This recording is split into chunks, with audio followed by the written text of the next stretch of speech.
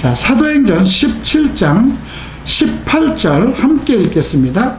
어떤 에피쿠로스와 스토아 철학자들도 바울과 쟁론할세 어떤 사람은 이르되 이 말장이가 무슨 말을 하고자 하느냐 하고 어떤 사람은 이르되 이방 신들을 전하는 사람인가 보다 하니 이는 바울이 예수와 부활을 전하기 때문이라.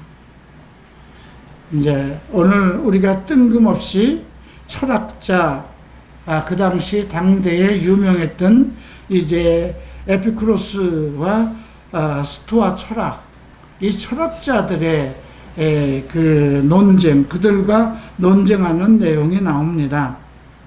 자, 이 전말이 어떻게 되냐면 처음에 우리가 16장에서 보면 이제 그곳에서 하나님께서 더 이상 아시아로 복음을 전하지 못하였기 때문에 이제 빌립보 성, 이제 유럽으로 들어가는 내용을 우리가 공부했습니다. 그 마게도니아라는 그 유럽의 가장 큰 그런 도시가 있는 그 지역으로 건너갔습니다. 빌립보에는 교회가 없었습니다. 그래서 혹시 이 지역에도 유대인들이 있으니 아직 회당은 서지 않았지만 뭔가 기도하는 사람들이 모이는 곳이 있지 않았겠나 해서 그 유대인들이 항상 이방에서 지낼 때에 모일 수 있는 그 강가에로 나갔습니다. 거기에서 이제 루디아라는 그 옷감의 물들이서 그것을 생업으로 삼는 그 좀 여유가 있는 유대인을 만났고요. 그가 이제 바울이 전하는 설교를 듣고 하나님께서 그의 마음을 열게 하셨다고 그랬습니다. 그래서 이제 그를 강청해서 자기 집으로 모시고 그 집안이 모두 예수 그리스도를 영접하는 사건이 있었고요. 또 이제 그 다음 날 이제 또 그 기도처를 향해서 가는데 한 귀신 들린 여인이 계속 따라오면서 자, 이 사람들은 거룩한 하나님의 사람들이다, 복음을 전하는 사람들이다, 이렇게 계속 외치는 거예요. 바울이 몇 날 괴로웠다고 그럽니다. 세상 사람들이 듣기에는 상당히 그 앞날에 대해서 점을 보고 그 지역에서는 그래도 유명한 여자였습니다.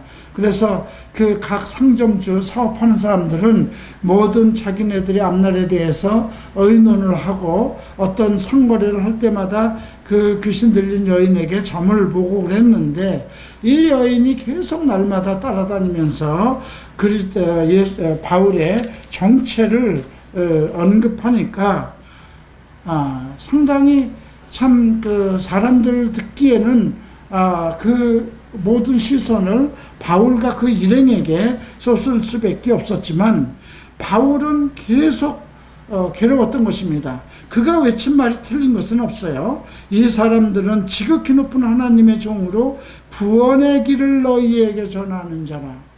이거 복음적이잖아요, 그죠? 근데 우리가 이제 영불변을 하지 못했으면 이게 대단한 여자구나. 이미 하나님께서 우리에게 이러한 여자를 보내서 복음을 전하게 하도록 준비시켰구나, 이렇게 하고 그 여인을 덥석 이제 받아들일 수 있었겠는데 바울은 몇 날 동안 괴로웠다는 것입니다. 네, 영적인 어떤 마찰이 있었던 거죠. 그래서 할 수 없이 이제 예수 그리스도 이름으로 귀신을 쫓아냅니다. 그래서 이 여인은 온전한 정신이 돼서 이제 바울의 일행 속에 한 그 지체가 되었죠. 그랬더니 그 동네에 그곳에 빌립보 성에서 난리가 난 겁니다. 자기들의 이익을 위해서 예언하던 이 점쟁이가 갑자기 멀쩡해져 버린 겁니다. 그러니까 자기네들이 이익이 없어지니까 도대체 이 사람들이 뭔데 이 도시에 와서 우리의 업을 망치고 있는가 싶어서 이제 그들을 끌고 가서 이제 그 정치가 장관들에게 얘기를 해서 결국은 잡혀 들어갔죠. 그래서 신라하고 바울이 감옥에 들어갔습니다. 그리고 정말 도망가지 못하게 착고를 차고 있는데, 한밤중에 이 바울과 실라가 하나님을 찬양하는 겁니다. 얼마나 큰 소리로 했든지 그 감옥에 있는 모든 간수들이 들었다고 그럽니다. 그런데 호련히 지진이 일어나는 거예요.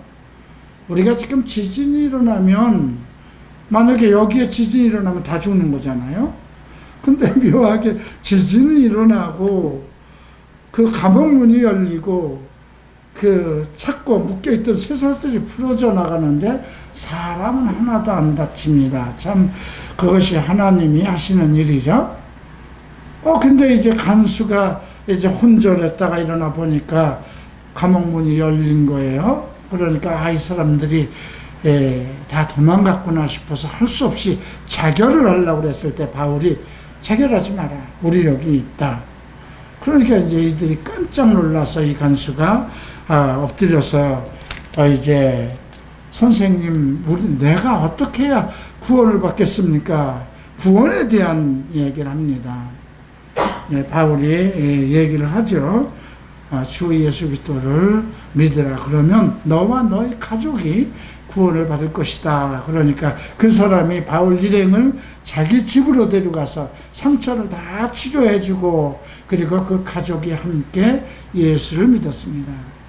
이렇게 해서 빌립보 교회는 유대인 여자, 귀신 들린 헬라 여자, 그 다음에 로마 간수, 그리고 사도 일행들과 함께 빌립보 교회가 탄생됐습니다. 이것이 첫 유럽의 교회고 국제 교회라고 할 수 있죠. 자, 그렇게 하고 이제 떠나게 돼서 이제 그 지역을 떠나게 됩니다. 이제 37절과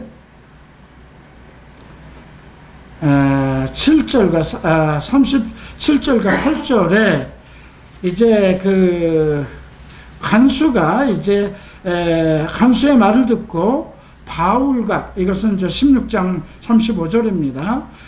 이들을 놓아주려고 했을 때 바울이 얘기합니다.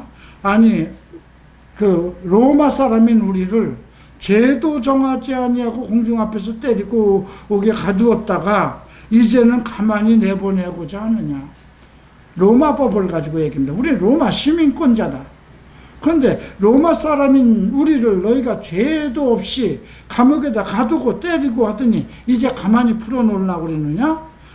그때 이제 그들을 가뒀던 그 장관들이 두려워합니다. 그리고 와서 이제 잘못했다고 얘기했겠죠. 그리고 제발 여기서 떠나 주십시오. 이렇게 권하게 돼서 두 사람이 옥에서 나와서 루디아 집으로 들어가서 형제들을 만나고 그들을 위로하고 이제 떠나가기 시작합니다. 그래서 17장 1절을 보면 앞비볼리와 아볼로니아를 지나서 데살로니가로 들어갔다고 합니다. 이 데살로니가는 마게도냐 그 지역의 아름다운 항구입니다. 원래 알렉산더 장군 카산더가 알렉산더 자기의 누이를 자기 아내로 삼았어요. 그래서 그 아내의 이름을 이제 데살로니가라고 진 겁니다. 그러니까 이 데살로니라는 것은 알렉산더의 누이의 이름이었다는 것. 자, 이곳에서 이제 바울 일행이 들어가서 복음을 전합니다. 그러니까 우리가 지금 뒤에 나오지 않아요? 데살로니가 전서가 나오고 후서가 나오죠. 두 번의 편지를 썼죠. 그래서 우리가 사도행전을 공부할 때는 빌립보가 나오면 빌립보서를 꼭 같이 읽어봐야 돼요. 그 다음에 이제 데살로니가에 들어간 그 내용은 그곳에 이제 들어가서 복음을 전했기 때문에 데살로니가서를 여러분들이 또 한번 보는 것이 좋겠죠. 그래서 이제 그 지역에 가서 이제 관례대로 이제 안식일에 가서 유대인 회당이 딱 하나 있었어요.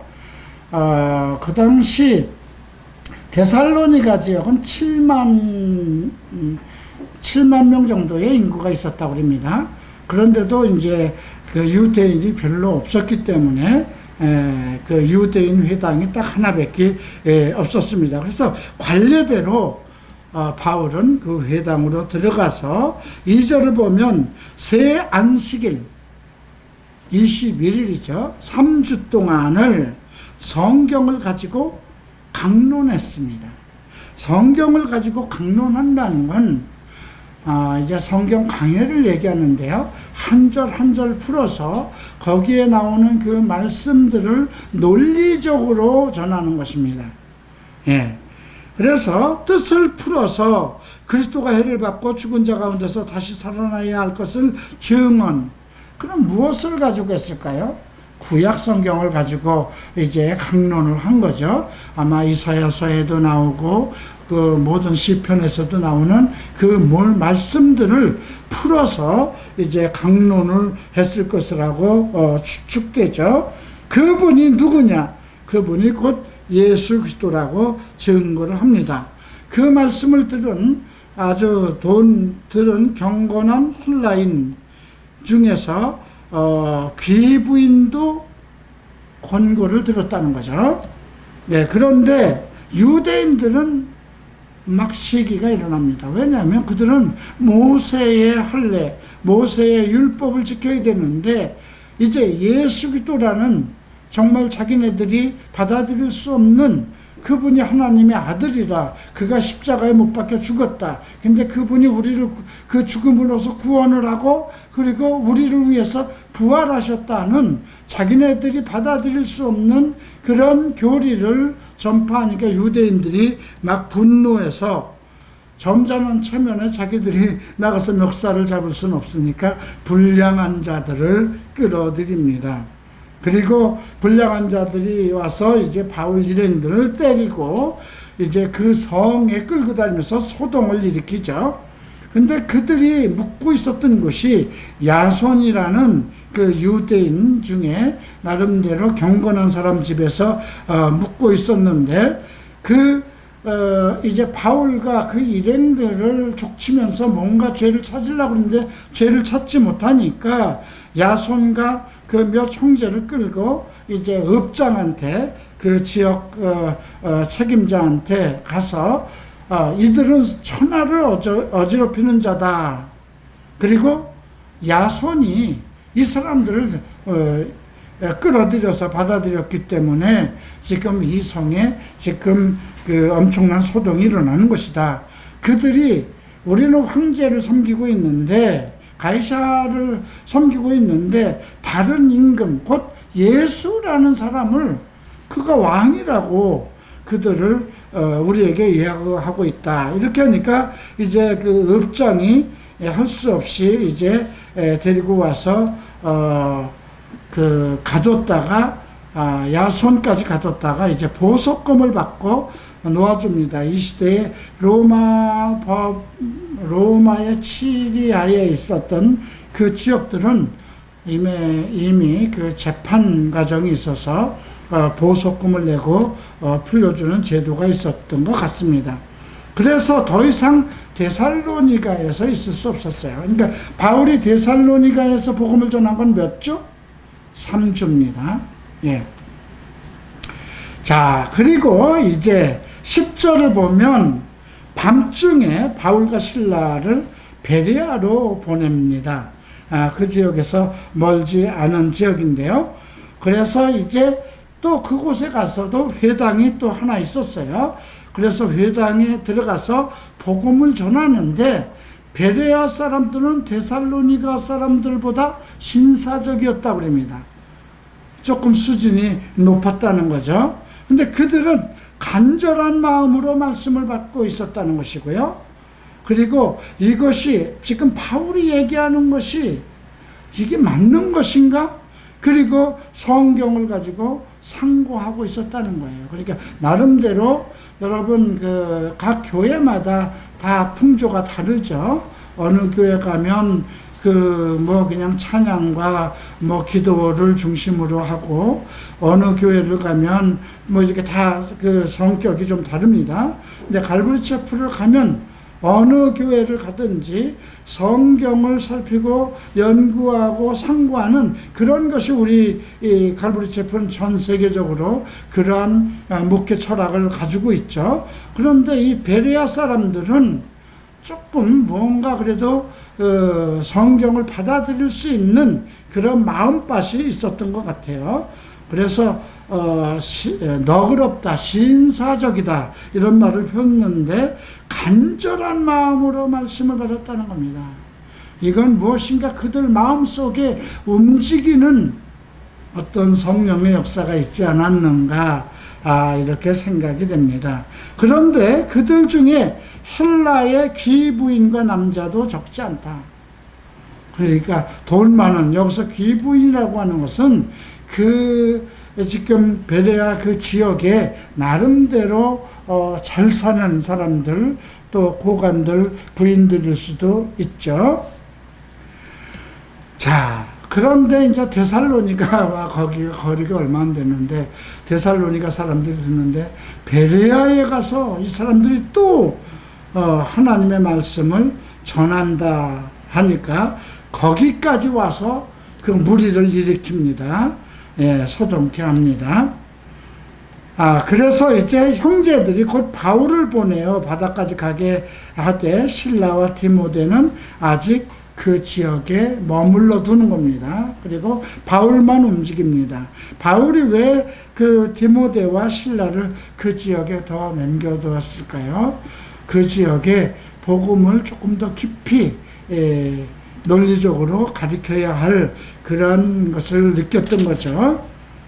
자, 그리고 이제 바울이 아데네 지역으로 갑니다. 나중에 여러분들이 그 지역의 지형을 이제 좀 살펴보면, 이제 빌립보에서 데살로니가로 해서, 데살로니가에서 베레아를 통해서 아데네라는 항구까지 또 가게 하는 것을 보실 수가 있는데요. 이제 나중에 실라와 디모데 보고, 이제 나중에 내가 지금 아데네로 가니 너희들도 그곳으로 속히 오라고 그렇게 하고 이제 떠납니다.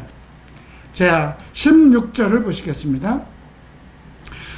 바울이 아데네에서 그들을 기다리다가 그 속에 우상이 가득한 것을 보고 마음에 격분하여. 아데네 지역에 갔는데 우상이 가득해요. 어떤 우상이었을까요? 우리가 가끔 이렇게 영화나 이런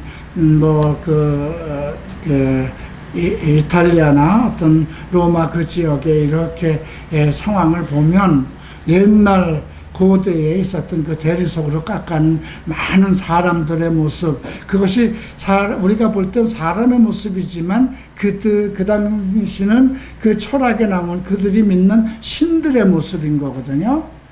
예. 근데 바울이 그 성에 우상이 가득한 것을 보고 마음에 격분하였다고 그럽니다. 여러분들은 어떨까요? 여러분들 일본에 가보셨죠? 일본의 신사를 가든가 거리 걷고 골목을 가면 다 조그맣게 뭔가 세워놓고 이렇게 그곳에 가던 사람들이 전부 다 거기서 이렇게 간단하게 기도를 하고 그러는 모습을 볼 수 있습니다. 그리고 큰 신사들을 보면 그 앞이 모두 어떤 장신구, 우상과 관련된 장신구를 팔고, 그런 사람들이 엄청 많은 것을 보죠.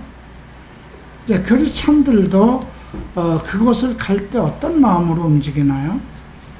이태리를 갈 때 많은 아직도 세워져 있는 그런 형상들을 보고 무엇을 느낄까요?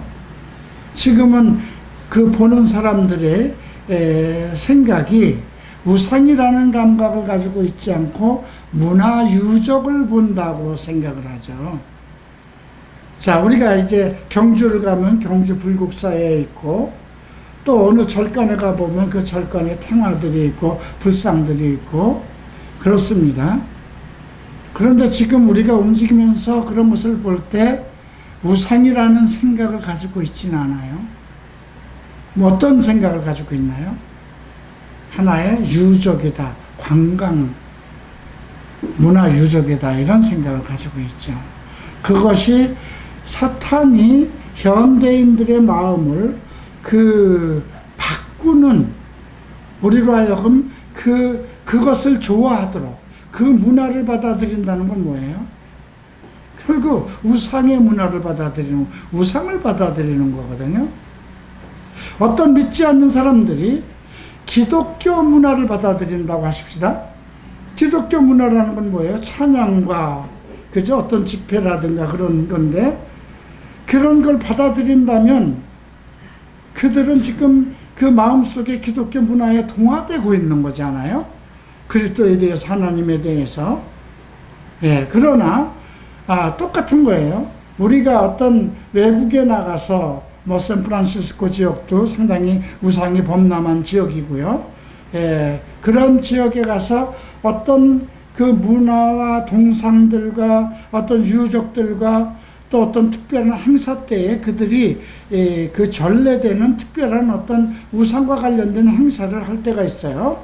그 일본에도 그런 행사가 마쓰리라는, 그 마쓰리라는 건 축제예요. 축제 때마다 우상이 다 등장하고 온 그 거리 시민들이 다 그 문화의 마쓰리에 참석을 합니다. 그런데 우리도 그것을 보면서 그들의 독특한 문화를 보고 신기하게 생각하잖아요. 근데 바울은 격분했다는 겁니다. 그 바울은 그 우상들 속에 역사하고 있는 사람들의 마음을 본 겁니다. 영적인 부분을 본 거죠. 회당에서 유대인과 경계인과 경건한 사람들과 또 장터에서는 날마다 만나는 사람들과 변론합니다. 그래서 회당에서는 유대인과 경건한 사람들, 그리고 거기뿐이 아니라 장터까지 나가서 날마다 만나는 사람들과 변론을 합니다. 무엇에 대해서? 이것이 신입니까? 이 신이 당신에게 무엇을 줬습니까? 이 신이 위에는 어떤 신입니까? 이 신이 그런 변론, 당신은 하나님을 믿어봤습니까? 예수에 대해서 들어봤습니까? 아마 그런 식으로 장터 같은 데 가서 그걸 구경하고 그것에 대해서 신봉하려고 하는 그런 사람들마다 만날 때마다 변론하고 토론을 했을 것입니다. 근데 이제 18절에 오늘 우리가 본문으로 삼은 에피쿠로스와 스토아 철학자들도 바울과 쟁론을 했다고 그러죠. 이 두 학파입니다. 에피쿠로스 학파와 스토아 철학, 이 두 학파가 있었는데, 이 학파들은, 이 두 류가 전부 다 플라톤과 아리스토텔레스를 통해서 내려온 학파들이 이렇게 나누어진 겁니다. 원래 플라톤이나 아리스토텔레스는 그 물리학, 형이상학을 연구하던 이 세상의 이 원리 속에서 이 세상을 움직이는 또 하나의 어떤 그 형상들, 그 힘과 파워들을 연구하던 그런 사람들인데, 그들 속에서, 그러니까 물리학을 연구하면서 그 물리학 속에 있는 어떤 형이상학적인 것을 철학으로 삼는 그런 철학자들이었죠. 그들은 원래 어디에서 출발했을까요? 소크라테스에서 시작된 겁니다. 여러분, 소크라테스 하면 너 자신을 알라, 그런 유명한 말을 남겼죠. 그 소크라테스는 원래 물리학을 연구하면서 인간의 그 내면 속에 역사하는 어떠한 혼이라고 그럴까요? 어떤 형이상학적인 것들을 연구하던 그 철학자입니다. 그런데 소크라테스의 제자가 플라톤입니다. 그리고 이제 아리스토텔레스가 있었고요. 근데 플라톤은 소크라테스보다 더 사람의 내면적인 것에 대해서 치중을 했고요. 그 다음에 아리스토텔레스는 어떤 내면의 세계와 물리학 속에 있는 형이 상학 속에 절충점, 형이상학과 그 다음에 사람의 인간의 내면 속에 있는 그것을 그 속에 어울리는 어떤 일치성이라고 그럴까요? 그런 것을 연구하던 사람 중에 하나였죠. 그 다음에 나타난 사람이 이제 두 파로 나누게 되는데요. 에피쿠루스라는 이제 사람이 나타나서 이 사람은 좀 무신론자고 쾌락주의입니다. 그냥 먹고 마셔라. 인생은 죽으면 끝이다. 먹고 마시자. 그 속에서 최고의 선, 인간의 쾌락 속에서 최고의 아름다움, 최고의 선을 찾던 겁니다. 쾌락주의의 근본이라고 할 수 있어요. 지금도 그러니까 먹고 마셔라, 뭐 인간이 죽으면 한 번으로 끝나는 것이다. 그러니까 그들은 무신론자가 되죠. 예, 만약에 신을 믿는다면 신이라는 것은 다음 내면의 세계, 다음의 세계를 언급하기 때문에 그렇게까지는 안 갔습니다. 그런데 에피쿠로스파는 그 사람이 주장을 한 건데요. 그는 무신론자고 쾌락주의, 그러니까 본성에서 어떤 먹고 마시는 그 본성 속에서 인생의 어떤 감각적인 것을 추구하면서 그것이 최고의 선이고 누릴 수 있는 것, 그렇게 주장을 했고요. 그 다음에 이제 스토아가 나오죠. 스토아 철학자는 제논이 만든 겁니다. 그는 자기절제, 좀 이성주의였어요. 절제와 그 도덕과 윤리. 그러니까 이들은 스토아 철학은 범신론입니다.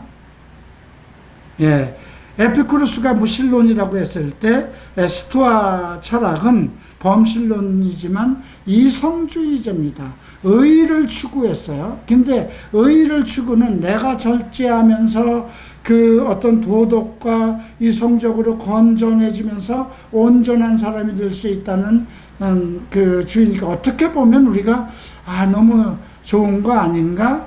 그런데 그리스도의 가르침과는 전혀 다른 겁니다. 그리스도 교회에서 가르침 중에 가장 중요한 건 뭐예요? 인간론이 어디서 출발해요? 죄론으로부터 시작되잖아요. 그죠? 그리고 의로워질 수 있는 것은 오직 단 예수 그리스도를 믿음으로 그의 의가 우리의 전가돼서 우리 인간은 의로워질 수 없다는 게 존재해요. 오직 예수 그리스도를 믿음으로 그의 의가 우리에게 덧입혀져서 우리는 그리스도 안에서의 의인이라는 존재거든요. 근데 스토아 철학자들은 자기 절제를 이루고 도덕적으로 살고 윤리적으로 살고 내가 완전하게 어떤 그러한 그 온전한 의를 지킴으로써 그게 최고의 선이고 덕이다. 이렇게 주장을 했기 때문에 그래서 근데 정반대되는 것이 어떻게 한 도시 안에서 존재하고 있었을지요? 그죠? 하나는 쾌락주의고 본성주의, 쾌락주의고 하나는 이상주의잖아요. 그런데 어떻게 이렇게 한 도시 안에서 있었는지. 근데 간단해요. 유대인들도 두 개의 종교가 공존했잖아요. 그죠? 바리새인과 사두개인과, 그죠? 바리새인들은 천사도 있다.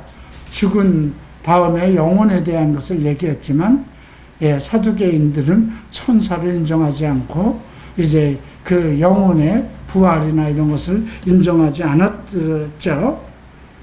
이제 바울이 그들과 쟁론을 합니다. 어느 것이 옳으냐.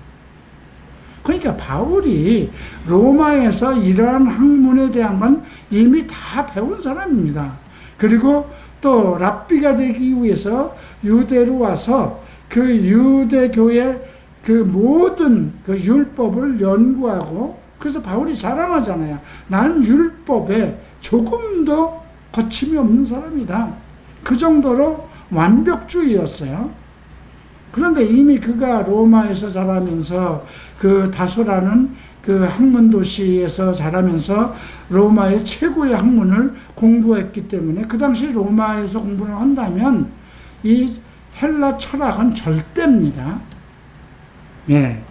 그런 속에서 이제 쟁론을 하는 겁니다. 그러니까 베드로나 아마 다른 사람들이 였다면 이렇게 바울처럼 그들과 만나서 쟁론하지는 못했을 것입니다.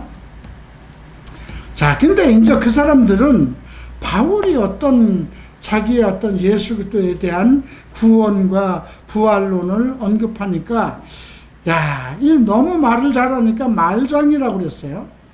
이 말장이가 무슨 말을 하느냐 하고, 어떤 사람은 야, 이방 신들을 전하는 또 다른 신인가 보다 그들이. 또 어떤 사람은 바울이 예수와 부활을 전하기, 그러니까 예수의 부활을, 예수와 부활에 대한 걸 얘기하기 때문에 이제 종교적인 걸로 받아들이면서 또 다른 신에 관한 것이구나 이렇게 생각하고 있었죠. 이제 19절 봅니다. 그를 붙들어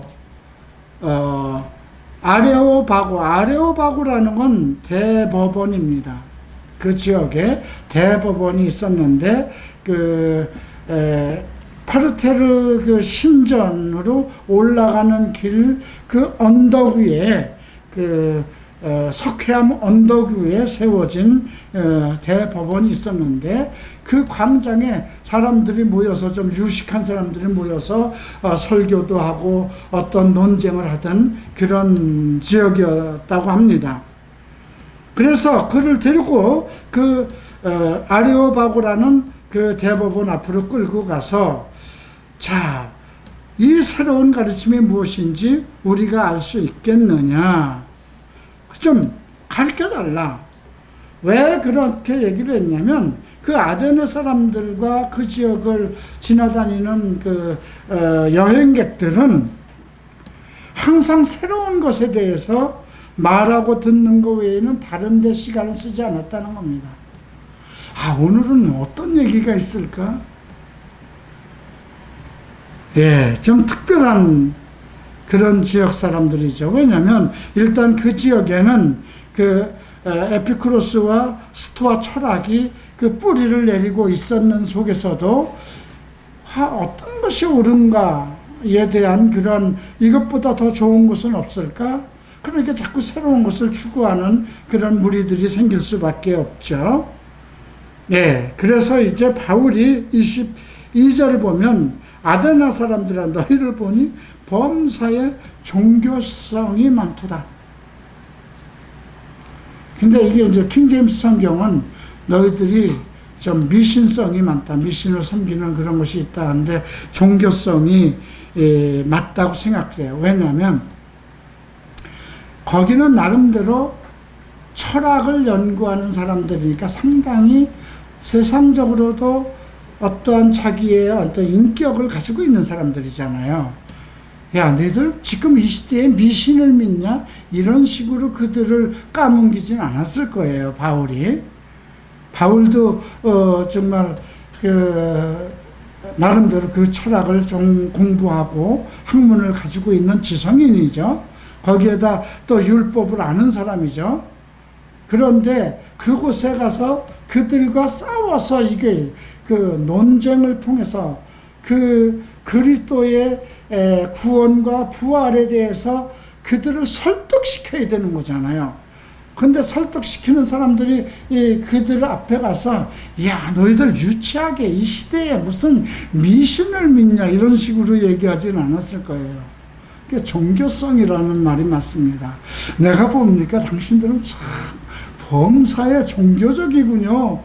야, 그렇게 참 많은 것을, 많은 신들에 대해서 알고 연구한 사람들이군요. 이렇게 얘기를 했겠죠.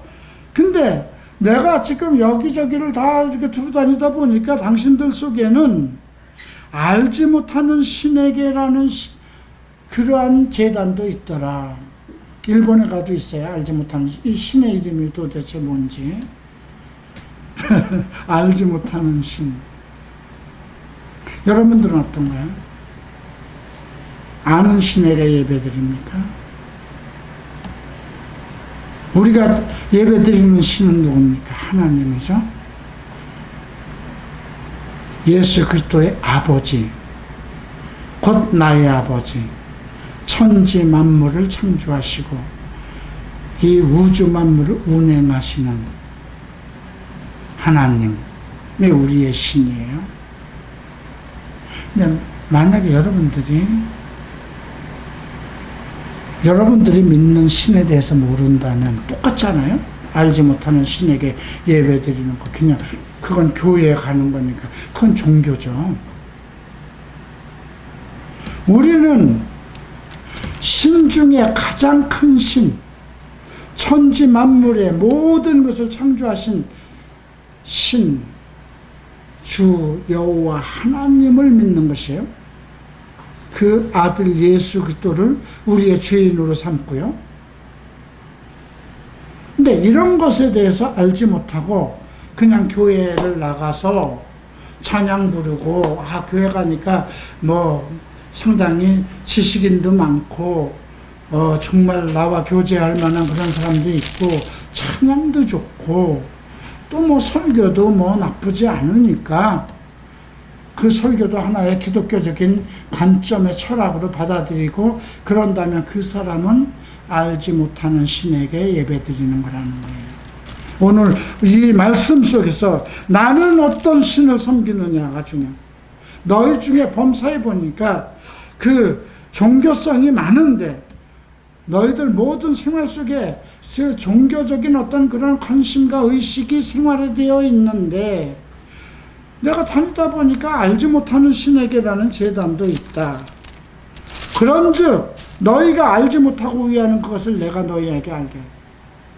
그 알지 못하는 그 신, 사실 모르기 때문에 이게 뭔가 우리 마음속에 어떤 신이 뭔가 있는 것 같아요. 뭔가 저기서 얘기하는 어떤 제우스라든가 이런 그런 신이 아닌 어떤 알지 못하는 우리 마음속에 뭔가 하는 신이 있는 것 같은데 알지 못하기 때문에 알지 못하는 신이라는 제단을 냈는데 그 신이 무엇인지 내가 알게 하겠다. 이게요, 요한도 그렇게 설교를 했어요. 말씀이 로고스잖아요. 그죠?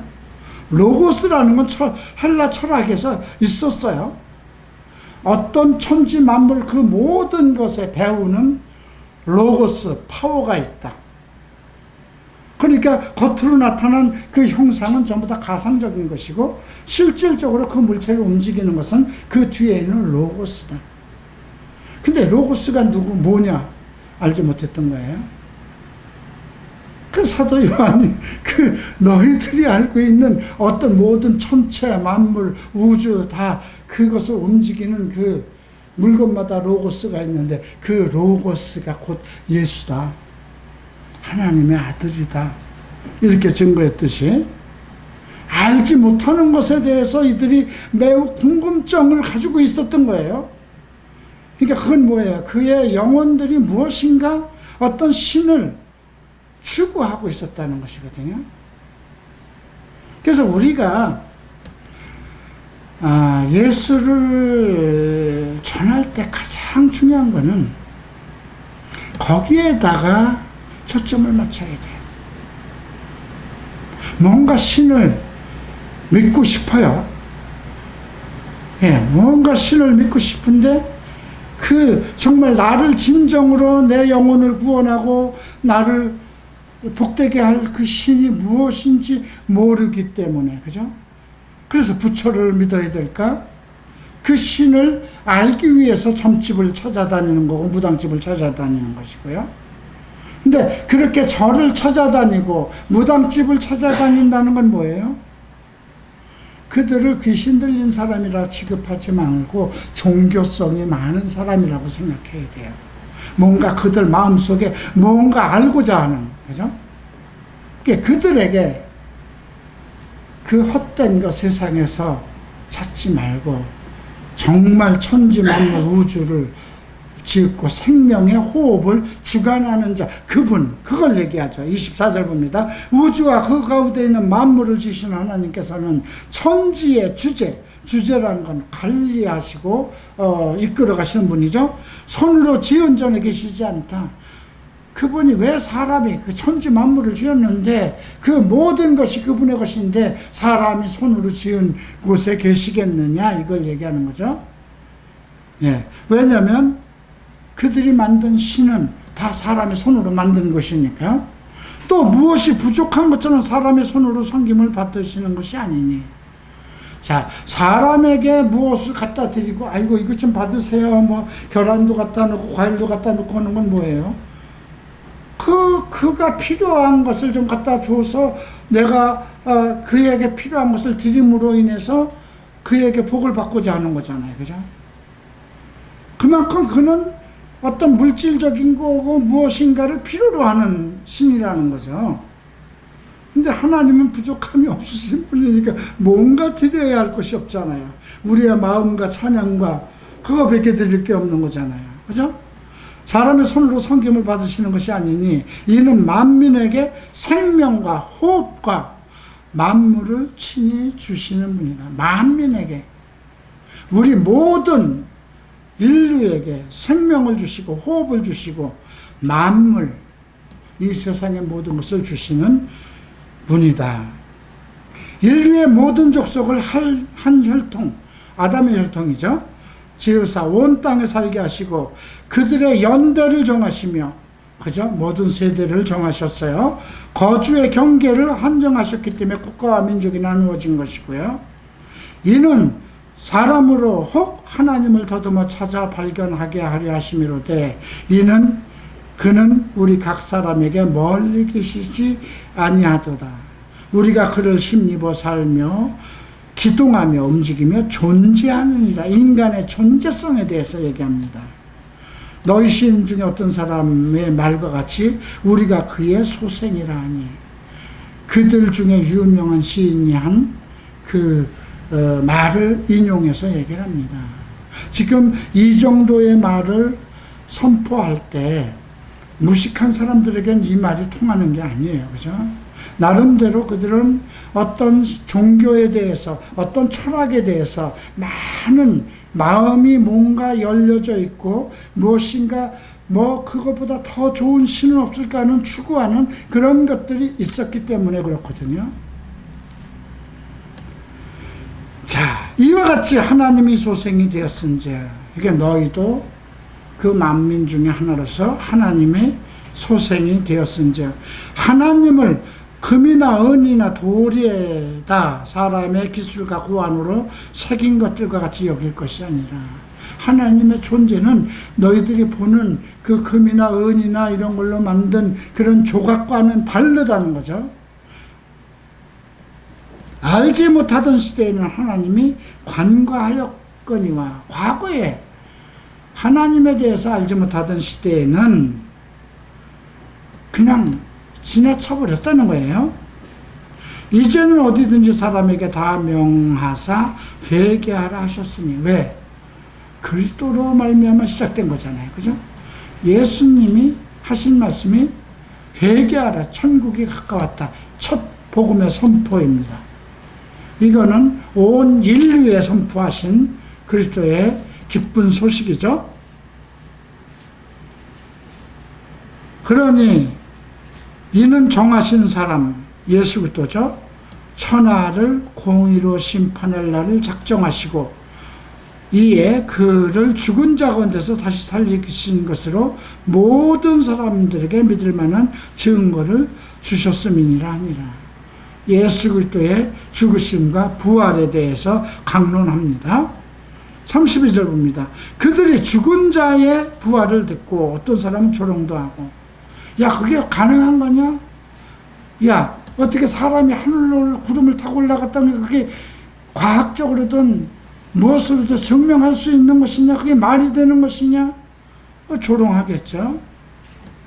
어떤 사람은 이 일에 대해서 내 말을 다시 듣겠다.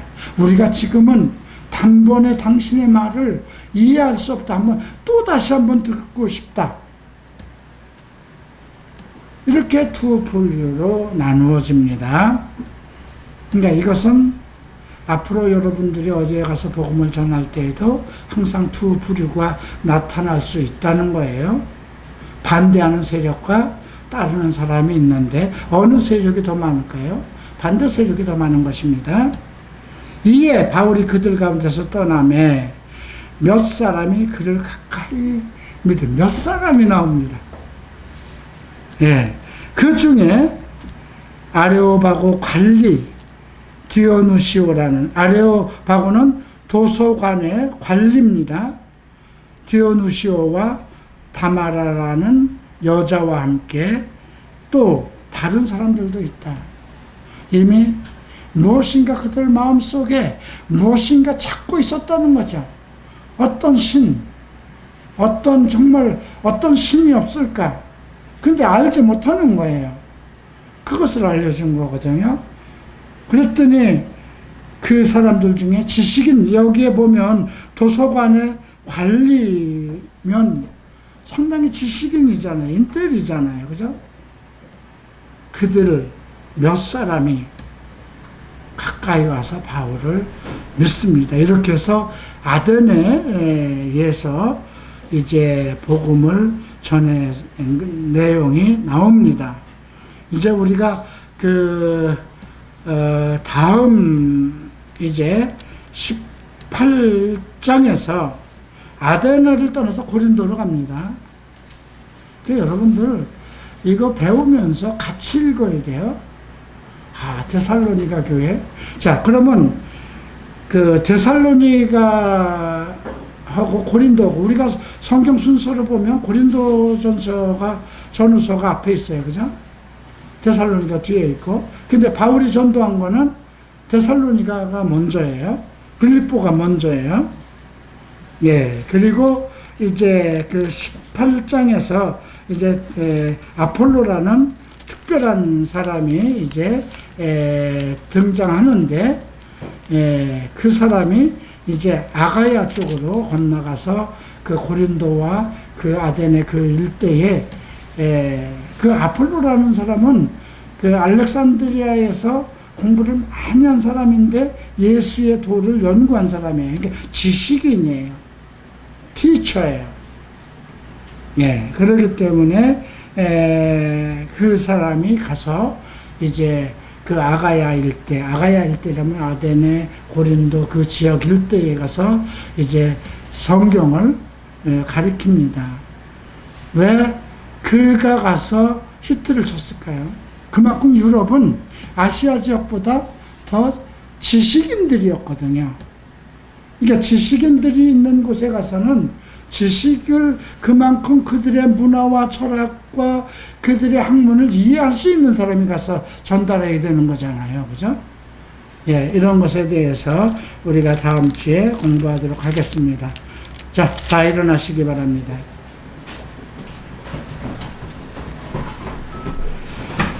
기도합니다. 존귀하신 주님, 그리스도의 이름을 송축합니다. 오늘 바울이 제2차 여행 중에 나타났던, 유럽에서 나타났던 역사들을 봅니다.